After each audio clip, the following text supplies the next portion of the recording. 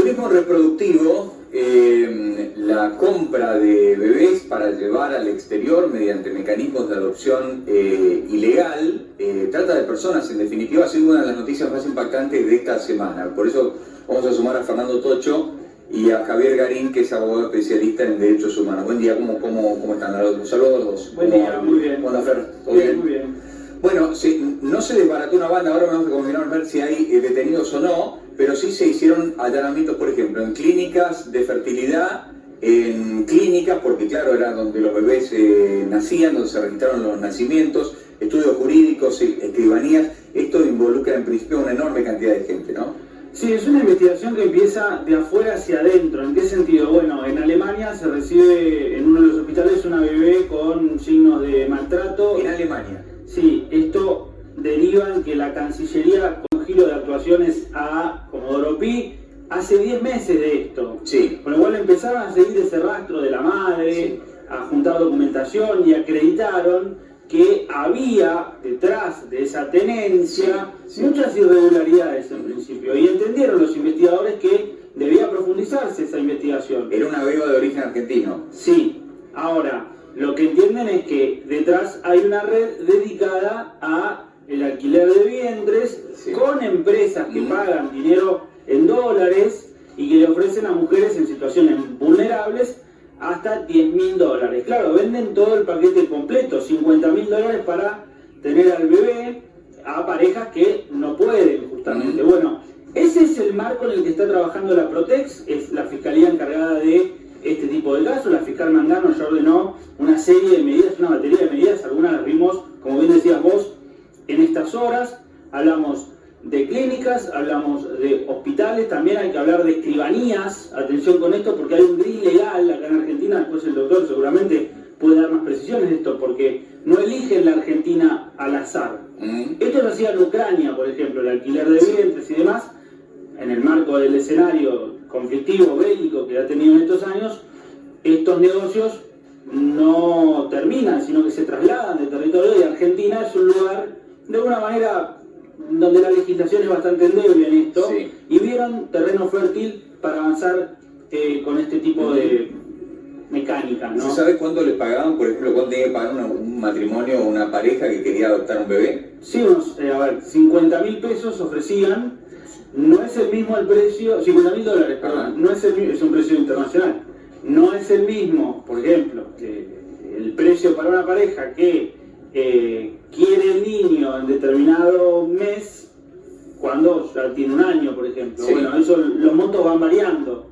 Lo que pasa es que todavía no tienen detenidos, contestando un poco tu pregunta, porque es una investigación que se hace de manera muy silenciosa, sí, y que además espera resultados también en las próximas horas, porque hasta tenés que hacer cruce de ADN. Sí. Bueno, esto, sí, con el correr de las semanas, va a tener seguramente más precisión. Bueno, me parece impresionante porque involucra una cadena que va, sí, desde la fertilización, el tratamiento de fertilización asistida en una clínica, hasta la entrega del bebé en el exterior con papeles apócrifos, ¿o no, doctor? Exactamente. Lo que sucede es lo siguiente. Si bien existe la legislación no es muy clara en algunas cuestiones, lo que sí es claro es que la Constitución, en el artículo 15, prohíbe desde 1853 todo contrato de compra-venta de personas. Sí. Entonces, de ninguna manera se puede decir que este tipo de prácticas esté avalada por el sistema jurídico. También está la ley de trata de personas, que lo penaliza. Esto tiene penas que van hasta los 15 años de prisión. ¿Qué es lo que sucede? Que con el tema de la fertilización asistida, se abrió en la ciudad de Buenos Aires, que es la única jurisdicción del país que permite que se hagan contratos privados ante las escribanías, donde una persona, un matrimonio, contrata o acuerda con una mujer que pueda hacer una subrogación de vientres. Sí. Esto es totalmente ilegal. Es anticonstitucional, lo que está diciendo usted, ¿no? Exactamente. Por más que haya una norma de la ciudad de Buenos Aires y que el registro civil acepte inscribir esa criatura como si fuera hijo de quienes lo encargaron, esto es ilegal. Es algo en lo cual tienen que ponerse a trabajar ya los legisladores de la ciudad, porque tienen que abolirlo. Desde el año 2018 que empezaron a hacer jornadas para ver cómo habilitaban esto. Sí. La cuestión es que hoy la ciudad de Buenos Aires se convirtió en un paraíso de la compra-venta de vientres, digamos. Lo que pasa es que debe ser un negocio fenomenal, ¿no? Claro, están las clínicas, por eso hay escribanías, porque autorizaron a los escribanos. ¿Qué pasa en el resto del país? Este tipo de tratamientos, este tipo de cuestiones están supervisados por un juez. En la ciudad de Buenos Aires lo privatizaron totalmente. Bueno, esto se enmarca además en una situación política en la cual el presidente en más de una oportunidad se manifestó a favor del mercado de órganos, del mercado de niños. Bueno, esto, digamos, nos han convertido en Ucrania, lamentablemente. Entonces, si no tomamos conciencia que el ser humano no puede ser objeto de convertirse en mercadería, no puede ser comercializado como persona ni como órgano, entonces la verdad no sé a dónde vamos como sociedad. Claro. ¿Y cuál es el perfil de las madres que eran contratadas, que son contratadas? Son personas en situación de vulnerabilidad y hubo varios casos. Este se destapó en Alemania, pero hay decenas de casos que se producen todos los días en la ciudad de Buenos Aires por este cambio legislativo que los autorizó a inscribir como si fueran hijos propios cuando no es así.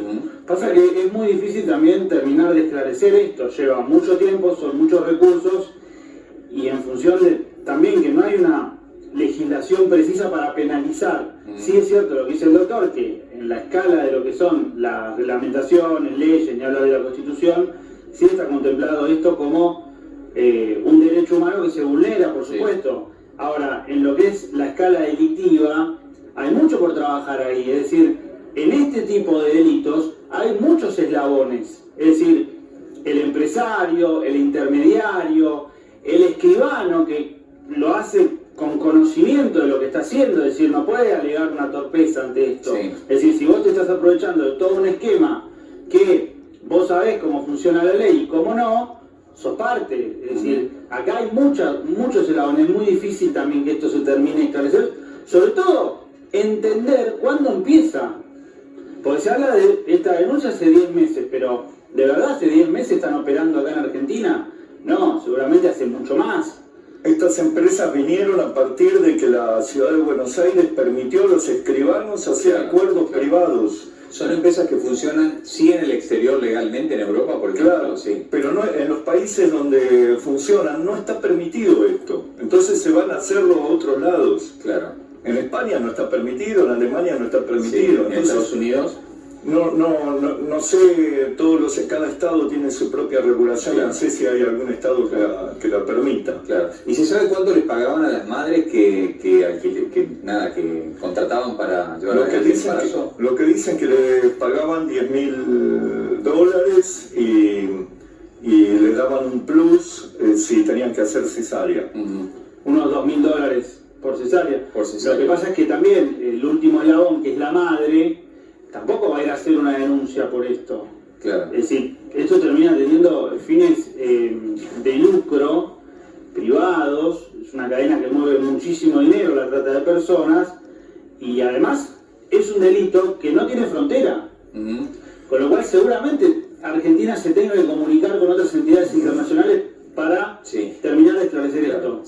Una cuestión que mencionó Fernando muy bien, que es el tema del derecho que tiene toda persona a tener una identidad. Claro. Ese derecho está reconocido por la Convención Internacional de los Derechos del Niño, está incorporado a la legislación argentina. Hace poquito me tocó participar en la elaboración de una norma que es señera en la República, que es la Ley de Identidad de Origen de la provincia de Buenos Aires, que realmente contempla la protección de ese derecho, porque todos tenemos derecho a saber quiénes son nuestros padres, cuál es nuestro origen biológico. Claro, y claro. Todas estas maniobras van en contra de ese derecho. Claro, imagínense que en el día de mañana, el caso de la beba esta de Alemania, ¿no? Descubre que en realidad quien se presenta como su madre biológica no lo era. Aparentemente la beba estaba mal atendida y por ese motivo interviene la justicia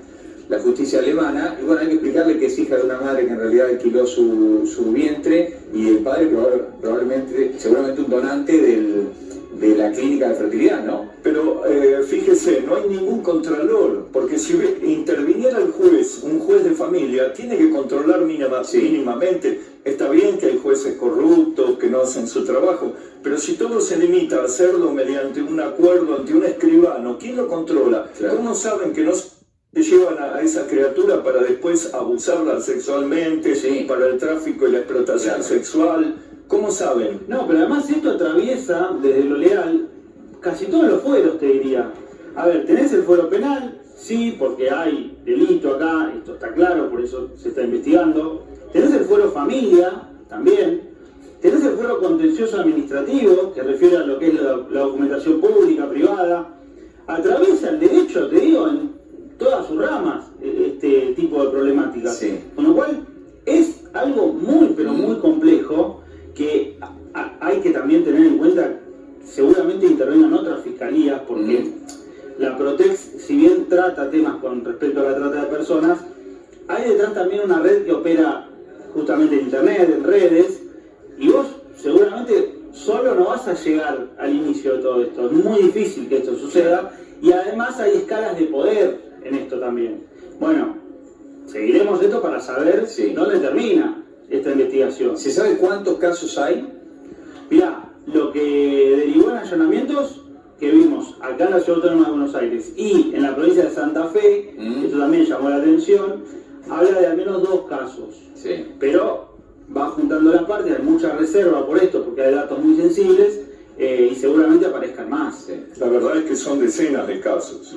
Después tendrán que determinar en qué circunstancias se hicieron. Pero los chicos, ¿cómo estaban inscritos? El caso si se sabe, ¿no? El caso de esta beba de Alemania. Con el nombre de los padres que recibieron Alemania. Claro, cuando la recibieron. Claro. Eso es otra cuestión que afecta al derecho a la identidad, porque un matrimonio, una pareja que hace una adopción legal, la persona adoptada tiene derecho a poder saber quiénes fueron sus padres biológicos.